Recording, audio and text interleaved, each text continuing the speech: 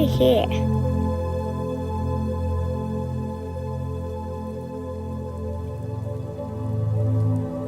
We are all connected to the stars.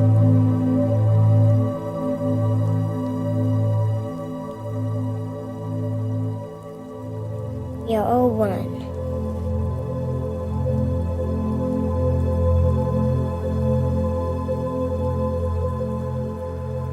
Who do you want to be? Astrology and esoteric stuff in that sense, but also I didn't realize you'd done like a bachelor degree in language literature, and like language and stuff is something I love, and analyzing biblical texts and then linking them spiritually and things like that. I love all of that stuff. Symbolism. Where did you hear my work? I think when I started to connect with the likes of, like Chris Matthew and some of those guys, and then your name popped up, and I think I was seeing some posts and really resonating with them, and that's when I decided to to link up.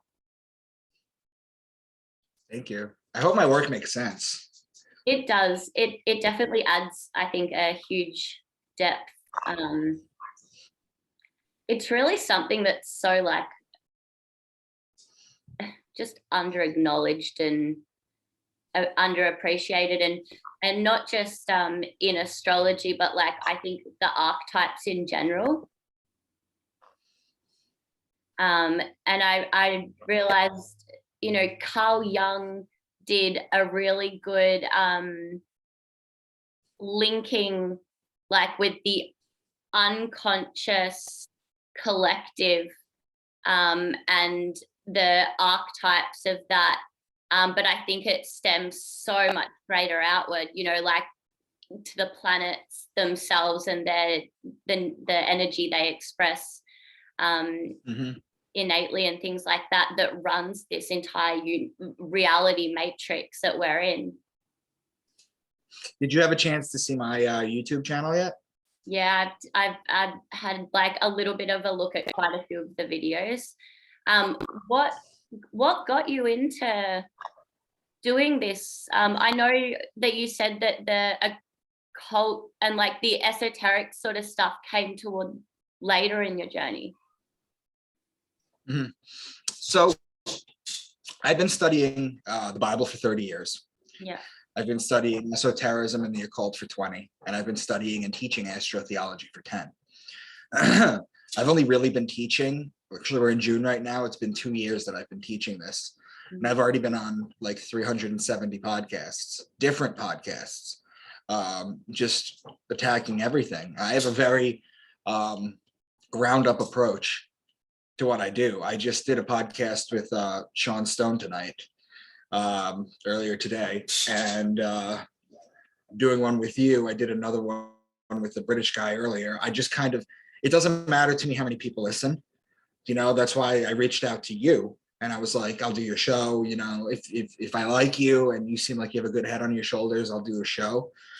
I'm a little more skeptical of who I do my show with, because sometimes the audience can be very difficult. So I do my homework on the person before I jump on their show. It's interesting though, something I've noticed that that I've noticed with you is that you are very spiritual. You identify a connection with source energy, and that's innately not something people can.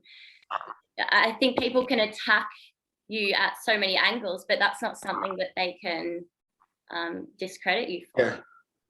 Like you understand. Well, to me, like what happens with a lot of physicists and quantum physicists is there's a quote, actually, I think it was Bohr or Heisenberg, one of the two, said, your first gulp into the natural sciences will leave you an atheist, but at the bottom of the cup, God is waiting for you. And that's kind of how I feel about that. I find that a lot of people who are atheists, okay, people who are atheists, for the most part, is not because they consciously came to that understanding on their own, but merely that they can't stand religious people and how they treat God and how they tell you what God is. I feel like atheism is a reactionary type thing, you know, and if in my work, I talk about it. I talk about how the sun tells the day, the hour of the day. You know, it's Horus going through the skies. That's where we get the horoscope from. Horus, where is Horus every day? And Horus is just an anagram for hours. So you'll find Horus in the sky. He takes 12 steps, just like Luke Skywalker. Okay. And I go through all this stuff. And where was I going with this? The moon tells the day of the month, right? Just like it tells the woman's cycle. It's 13 times 28 days. You know, the moon is the divine feminine. It controls the tide of the ocean. Okay. You are what, 70 to 95% water. So it's crazy to think that if it does that to the ocean, it's not going to do anything to you. That was always one of You know, my the sun, driving, like, knowing behind astrology, and like the credit I give it was because of that factor alone. When was it that you started to, I mean, we're roughly the same age. I think you're a few years older than me. So most of your life you were studying the Bible. Were you brought up Christian, Catholic? I was raised in a religious Jewish household, and I never took it. I never took to it. I never took to it. I can remember being 9 years old in temple when everyone was closing their eyes and praying to God. I think it was ridiculous. 9 years old. You know, I had the antithesis to religion at a young age. Okay, I had it always in me. And it was only when I discovered astrotheology, because you can really study any esoteric science you want. You can do whatever you want. You can shoot for the moon. But unless you have astrotheology in you, you're not going to understand. So when was it that the astrology started to become apparent and you made that link? About 10 years ago, in 2012, 2013, I moved to Boston. I'm from Long Island, New York. And I moved to Boston for a job with, and while I was there, I was with a woman who I'm no longer with. I'm married now to someone else who's amazing. But I was there with my ex, and the iPad had just come out, right? The iPad had just come out. So she'd be watching TV because we didn't know a lot of people there because we had just moved from Long Island. So I'd be on the iPad going down rabbit holes, right? And I came across a Jordan Maxwell video. You familiar with him? I love Jordan Maxwell. Familiar with him, amazing. So I found some of his videos, so I started buying his DVDs. I started watching all his stuff and I studied it. And then I brought up Jordan to one of my friends, Charles, online, and he sent me a video for Santos Bonacci. And that just blew my mind. And I really, like, you have that aha moment where you know what you're going to do. Some people don't have. Huh? Santos Bonacci? Yeah. Yeah. You haven't heard of him? No. I'll have to send you some stuff. He was right up there too with it. And I just studied these two guys, and I studied them for like 2 years. And then I realized this stuff was so good that I had to write a book about it. Now, when you write books, if you write nonfiction books, people are going to pick it apart. It's going to have a small audience, you know, only people. Like if you're going to buy a Jordan Peterson book, you have to like Jordan Peterson. Yeah. You know, but if you write a fiction story, that can reach the masses. Do you know what I mean? And that's why I did that. I've taken all the esoteric knowledge that I've ever learned, and I've wrapped it into a 8-book series so far. 8 books. 8 books, yeah. And you've also 8-book series. And you've also done a kids book as well, haven't you? I've done a kids book. It's called A is for Astrology. I mean, no, it's not. It's called A's for Aries. Oh, A's for Aries. I did it with my astrologer, Priscilla. She basically gave me the archetypes we were talking about Jungian archetypes before. Each house, each zodiac house has archetypes in them. Yep. So she basically broke them down into characteristics of boys and girls that are part of the houses, when they're on cusps, when they're on in the middle or whatever. And I wrote the story. And we just kind of combined our efforts, because you have to understand is that my astrotheology is not astrology. I don't know how to read charts. I don't know how to do any of that. Okay. Whereas she is learning astrotheology from me, and I'm learning from her too. Okay. So as astrology and astrotheology are two very different things, but they can't be separated. Yeah, absolutely. Cannot be separated. It's all, like I said before, it's all innately those archetype energies that just continuously repeat, cycled and cycled again. I find that so interesting. So have you, even though as a child, what did you identify? What didn't sit congruently with you? Like what was not right? That's a good question. The whole dressing up in a suit, going to temple, packing into a small cold room, and everybody praying in a different langue. Would you say it was like almost like the orchestrated and like the practices that were forced, like that were like almost meaningless on the surface, but underneath they were just meaningless? I wouldn't say it's so much do this because of the religion. I think it's a lot. It has a lot to do with there's a lot of prayers to get through, so you have to kind of rush through it. Yeah. That's basically what it is. Because you do understand the Jews with the Old Testament, what they do is they read the Torah all the way through, and then on the New Year, Rosh Hashanah, they start it again from Genesis. And every year they just keep doing this over and over and over again.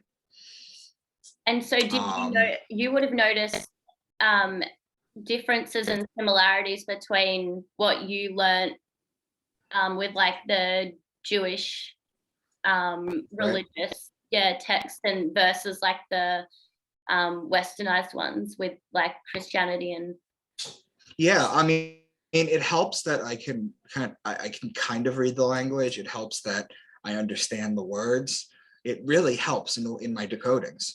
It really does. It really helps in my decodings. I'm going to be the first one to say it probably sounds weird to the people who listen to your podcast. And usually when I do this, when I say I decode the Bible with astrology, people probably push back from that. And if you initially heard that, people push back from it. But what I do is I break down such a complicated topic into such easy digestible bits. Yeah. And I've even done it even further. I mean, my videos alone do that. But I've also done it in a children's book, and I've done it in 6 books are out. The 7th is coming out in I think 3 weeks. And I would love to. I love in your videos as well how you go over each time as well, like the every zodiac and the how I start the video with the 12 signs. Yeah. Because I don't know what video people are coming in on. Yeah. This is the cipher. You need to know it. I need to drill this into your head. Yeah, exactly. I need you to understand. I need you to understand the key words, or none of this will make sense. Yeah. Now, once you understand the 12 signs, then you can be like, oh, this is so boring. I have to listen to it again. But it helps to reinforce. Okay. Then when I start picking apart biblical scripture, then you can really start to see the connections. Yeah. In fact, Truth Seeker, the rapper? No, you never heard of him? Okay. He's a friend of mine. I got him on Coast to Coast AM. Yeah. And he got me to meet Jordan Maxwell. Towards the end of Jordan Maxwell's life, we had a lot of very good conversations. He watched my videos. He said it was, what was the exact word he said? He said, sensational. He said the videos were sensational. We talked. You know, I really got to know Jordan towards the end. He sent me a message on Skype after his stroke. And he said, I was just in the hospital. I had a stroke. Let's get together in a couple of days when I feel better. You know what I mean? Like, he sent me a message, you know, that was the kind of guy he was. His symbology, the way he goes into that is just phenomenal. Yeah.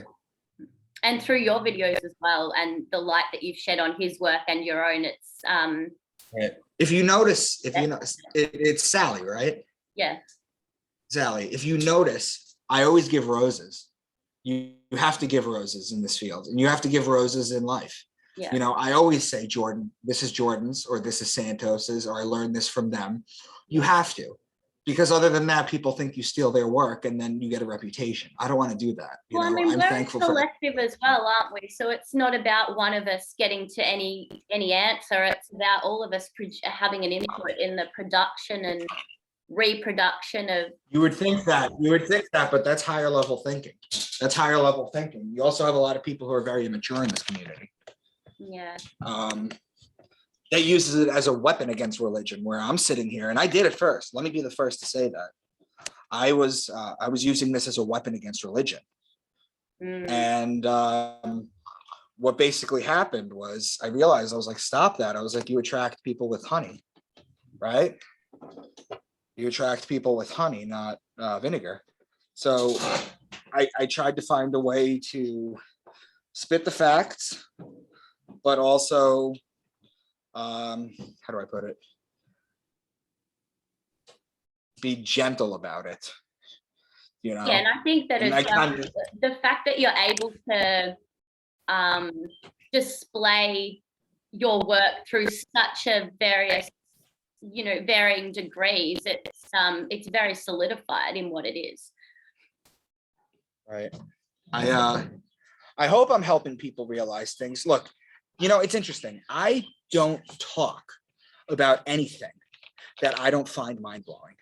You know, I have a lot of trust in myself. I had a lot of trust in myself in books, in my videos that I make. I have a lot of trust in myself that I find this interesting.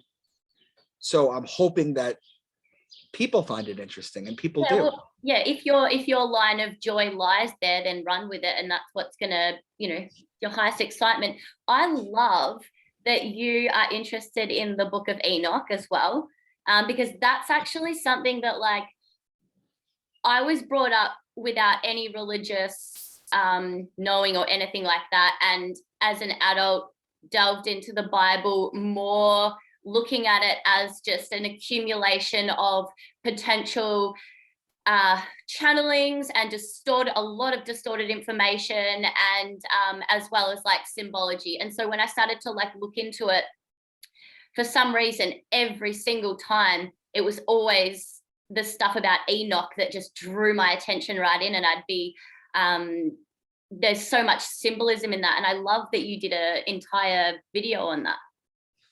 What did you think of it?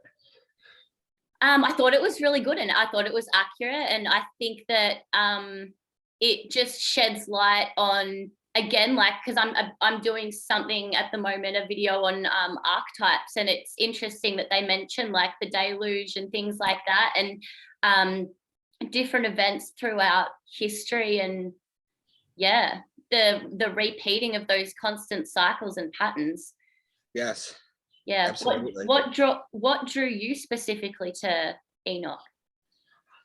To be honest with you, it's if you ask people what's the one book that's not in the Bible that should be in the Bible, they'll tell you Enoch. They'll tell you Enoch. The Ethiopians still have a complete Bible. They venerate the Book of Enoch. The Book of Enoch is part of their Bible. Do they? They do. They also supposedly have a church that has the Ark of the Holy Covenant, supposedly. And the other thing too is that their New Year starts on 9/11, which is supposedly the day Jesus was born. Okay. And you'll also find out that the Ethiopians have 13 months. They have 12 months of 30 days and 1 month of 5 days. Yeah, I've heard Right, this so thing that- about a month missing. Or not a Yeah, month, that's uh, a sign. yeah. Well, that goes into, so let's debunk that real quick. That's the idea of Ophiuchus, the 13th sign, the water bearer, sits between Scorpio and Sagittarius. Yeah. Now, a few years ago, they tried to put it in the horoscope and people rejected it because what it does is when you add that, you've seen my videos and you know all the patterns I make with the cross signs and the neighboring signs and all that. For people who don't know what that is, a cross sign would be, what's your sign, Sally? My sun sign? Yeah. A Leo.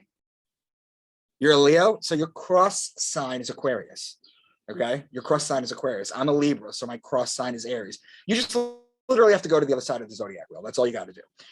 And you also have the neighboring signs. So you're a Leo, so you've got Cancer and you've got Virgo on either side. I happen to be a Libra cusp on Virgo. Okay. So there's some things that I know about astrology, but not very many.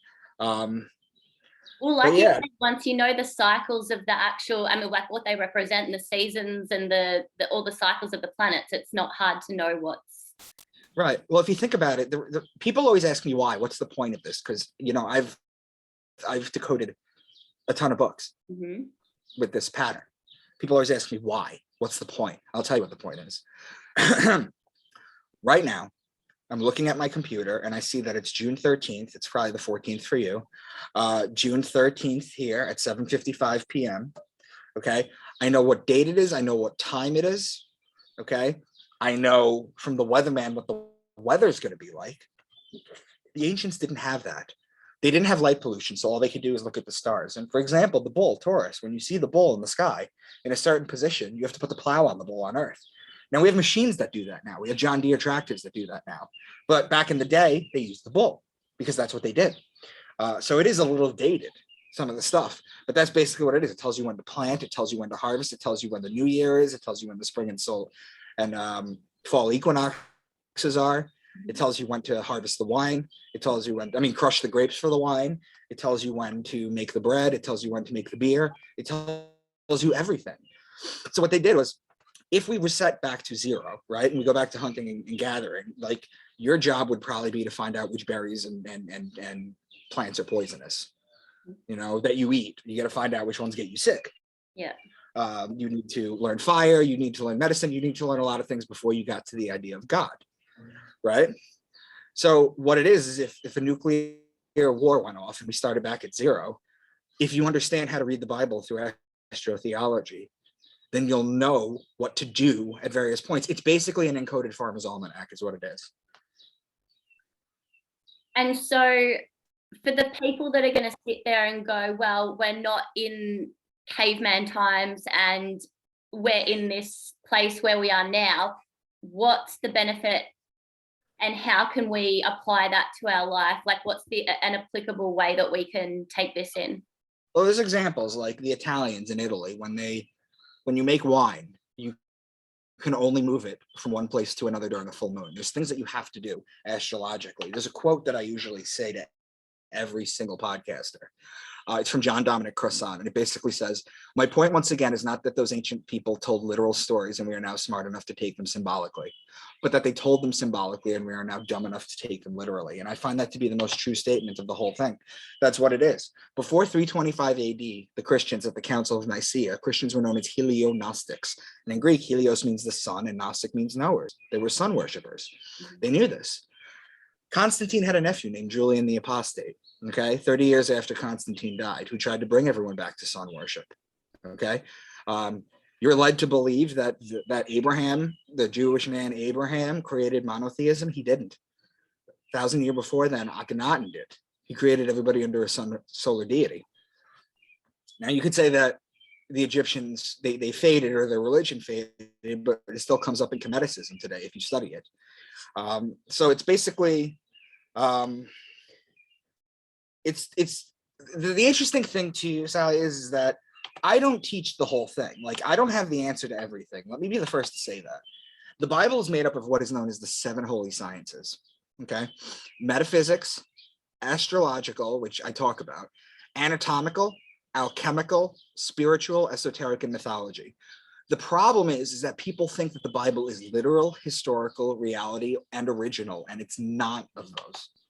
That's the problem. And you have to get to that point where you're ready to take this information in, because when I first learned this, it shattered my whole world.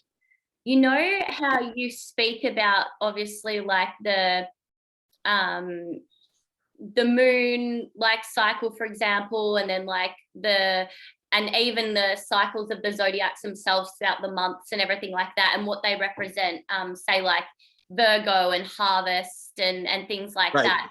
that. So we ourselves, because that innate energy runs through everything in this matrix, we ourselves even cycle through those processes, not just in a way that reflects the planets, but also on a faster degree, like on a 12-hour cycle, for example. So like through our day, every hour reflects those zodiac expressions Right. and energies. Right. And I don't know if it was you that like went into something to do with that, or if it was Jordan Maxwell, but I remember like one of you sort of touched on something like that, and I'm probably just butchering it the way I'm trying to describe it. Well, Sally, the interesting thing too is that you have to remember that you know this, but people don't know this. The reason everything is done with the solstices and the equinoxes, but that's as it's seen in the northern hemisphere. Like you're in the southern hemisphere, okay? So everything is backwards. Yeah. Your summer solstice is our winter solstice. Yeah. And the reason it was done in northern hemisphere tropical astrology, okay? The reason it was done that way is because the Egyptians, the Jews, and the Christians all, and even the Muslims, all come from the north. You know, if there was could it a have Bible been as coming well from that like back when like Pangea, or back when like the map was completely different as well, most of it was sitting like toward the middle of that equator area? That's right, it was. But you have to understand too, is that precedes this writing. I've only been able to trace astrology and our understanding to it to 17,000 years ago. Yeah, right. Well, I wonder, like, have you ever That's still a hell of a long.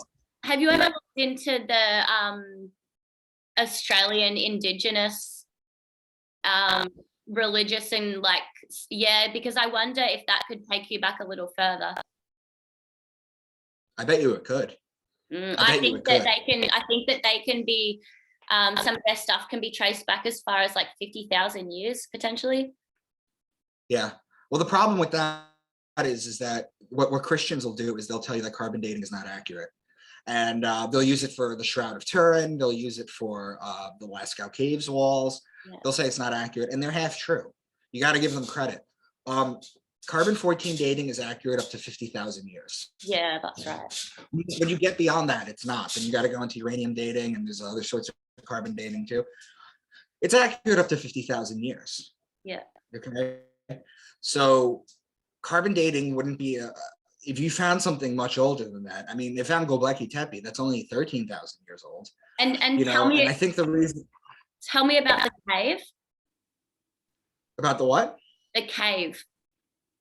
Oh, the Lascaux Cave? Yeah. So there are these caves in France called the Lascaux Caves. They're called the Lascaux Caves because they're in Lascaux, France. A couple of teenagers a while back. Remember the story about the young shepherd's boy who went into the cave in Israel and found the Dead Sea Scrolls? Yeah. It's the same type thing. Yeah. Same situation. So a couple of teenagers went into the back of the caves of the Lascaux Caves. And when they went to the back, they saw things like a couple of bulls, they saw lions, they saw horses. They quickly realized that was Taurus, Leo, and Sagittarius. Mm-hmm. So what they did was they carbon dated the wall. It came out to about 17,000 years. So then they brought in a computer programmer, a computer program, and a person, an astrologer, to basically rewind the sky, print it out, and see what they found. And it matched up. When they printed it out, it matched up. All the constellations were there when they were around 17,000 years ago. The interesting thing too about that is that this cave on the summer solstice, June 21st, and only on that day, light actually went into the cave and bounced off the back of the wall just on that one day. Yeah.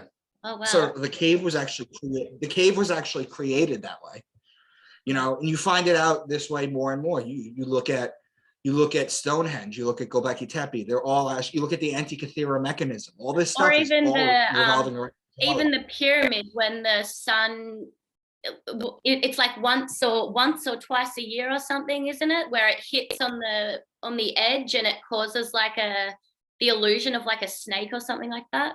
That's in South America, I believe. That's not in Egypt. Yeah. Okay. Yeah, it does. It comes down. And the snake, you know what the snake is? The snake is the rod of Asclepius. It's the caduceus. Yeah. These it's very interesting, isn't it, how connected they were and how much they knew and how much, you know, how disconnected we are. Well, that's my quote from John Dominic Crossan again. You know, we're dumb enough to take it literally now. Yeah. Like I tell people all the time, I'm like, let me ask you a question. Do you read Beowulf? Do you read, I don't know. Do you read Beowulf? Do you read the Iliad? Do you read the Odyssey? And do you read them like they're real people in real history? So why are you reading the Bible that way? The Bible these are characters. Yeah. These are characters. These are Jungian archetypes, most of them. Mm-hmm. But what the Bible really is it's, and I show this in my work, is it's an intricate, creative way, each story, in talking about the sun as it goes through the 12 signs of the zodiac. Yeah. Yeah, absolutely. And I've been, you know, I love my tarot, and the more that I delve into the Law of One archetypes of the mind, body, soul matrix and the entire journey, I see everything that you have taught on your channel, and it's like just reflected back in my work, and it's just also interconnected. Good. Yeah. It's like a veil is lifted from your eyes. Yeah, it's really, you know, you could see this. Yeah. I tell people, I say, go on the internet and find me one picture of Jesus where the sun is not behind his head. Just one. Find me one picture where the sun is not behind his head. Yeah. He's the sun. He's the Piscean solar deity. But you know, Micah, as well, the people, like, going back to the ones that are going to deny this, I don't think they're denying it because of any other fact that they're really wanting to cling on to an illusion of something for a reason. And so, like, well, you know what it is? It's a combination of two things. Number one, people are terrified of death. People are terrified, it's not even of death. People are terrified of non-existence. Well, I think it's lack of control, because you know, the religion gives people you know, it takes their control away completely and it makes them become dependent. It's the ego. Lack of control. Yeah. The other thing too is that you're raised by mommy and daddy, and they love you, and the whole world is safe, and everything is honest, and they're always honest with you, and they everything is perfect, right? And they teach you religion, and they can't be wrong, because it can't shatter your entire worldview. But that's why Jordan Peterson says the pathway to enlightenment is necessitated through a pathway through hell. That's why there's not so many enlightened people. You have to have your entire ego destroyed in order to pick up on this kind of stuff. Yeah. And I think that it's you know, it's people like us who delve into their mind and take their mind on that journey, and start inquiring and asking the questions and searching, that end up finding answers and finding truth. Yeah, absolutely. There are answers out there. So, you know, what's next for you? You've got 8 books out at the moment. Are you working on? No, I've got 6. Yeah, I've got 6 out. Book 7's coming out in 3 weeks. In 3 weeks, okay. 3 weeks or so. Book 8 is with the publisher, so that's done too. Yeah. I'm starting to put together ideas for book 9. Okay.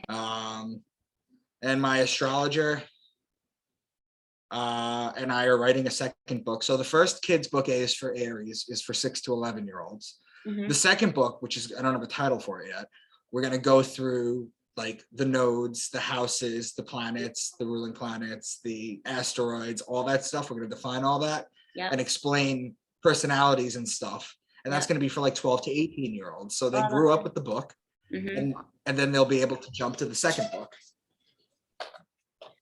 Man, I wish there was something like that available when I was a teenager.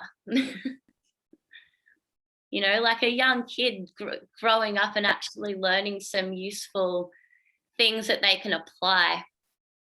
Yeah. Yeah. And you're online on your YouTube channel, Micah Dank, I saw that you've done the Book of Enoch, and what's next? I have something called the Colburn Bible that I've been tossing around whether or not to open. I don't know if you've ever heard of it. What's that? I don't really know yet, to be honest with you. I'm doing the Gospel of Emmanuel, which is supposed to be, that's next. Yeah, okay. Gospel of Emmanuel. The Gospel of Emmanuel, yeah. I was at, hold on a sec. I was at a hotel with my wife in Maryland, and they had this in the Book of Mormon. They had this in the where the Gideon Bible is usually. And I read the first book and I started outlining it. Like, it's all these pictures. Let me just see if I could show you something.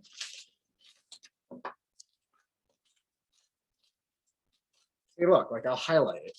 I'll literally highlight it. And if I see a passage, like this passage right here says, okay. And my father said he should baptize in Bethabara beyond Jordan. And he also said he should baptize with water, even that he should baptize the Messiah with water. So that is talking about Aquarius, because it's a man holding a water pitcher. That's what a priest does. That's how you baptize someone.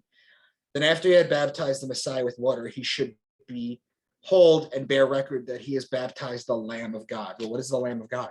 The Lamb of God is Jesus. But what is the Lamb? The Lamb is the ram in Aries. He's known as the Lamb of God or the Good Shepherd. When the sun is in Aquarius, he's known as the Son of Man, because that's the Son of Man. When the sun is in Pisces, he's known as the Fisherman of Men. That's why he feeds the masses with 2 fish. You know, and it goes on and on throughout all this stuff. So I was just explaining. Do the gospel.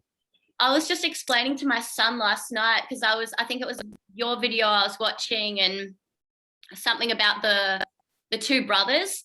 And I was telling my son, who's 8 years old, you know, they say things in the Bible where it might be like the 2 brothers guided me down the road. And the Bible, the way it's written, it makes people think that there's literally 2 brothers that are guiding this person down the road, which in actual reality, it's this person is being guided by the stars that are in the sky. And so, yeah, it's so interesting. Well, especially with brothers, it would be Gemini. They're following Gemini. Yeah. I think that's what that's. Look at any picture of Jesus in the manger. Not only is the sun behind his head because he's the sun. Yeah. But Mary and Joseph are often wearing clothing that's alchemical. They're always wearing white and red. Okay. Now the red represents the red king. The white represents the white queen. Okay. Now in alchemy, that's sulfur and mercury. So it's alchemy too, like I mentioned before. Yeah. Okay. But not only that, but you'll always see Polaris. You'll always see Polaris, the North Star, whether he's in the manger or he's on his mother's breast. You'll always see Polaris, the North Star. Yeah, right. It's all so interconnected. I love it. Yeah, I love what you're doing with in terms of the kids stuff. It's really healthy, I think, for kids to have that sort of empowerment and understanding and knowledge so early on. Yeah, I agree. It's harder to write a kid's book than it is to write a thriller. I'll tell you that much. Yeah. You've been writing your whole life as well. No, I started writing in Oh. 2013. I started writing in 2013. I mean, I do have an English degree. Mm-hmm. I was an actor and I was an actor in high school and college, but I got an English degree.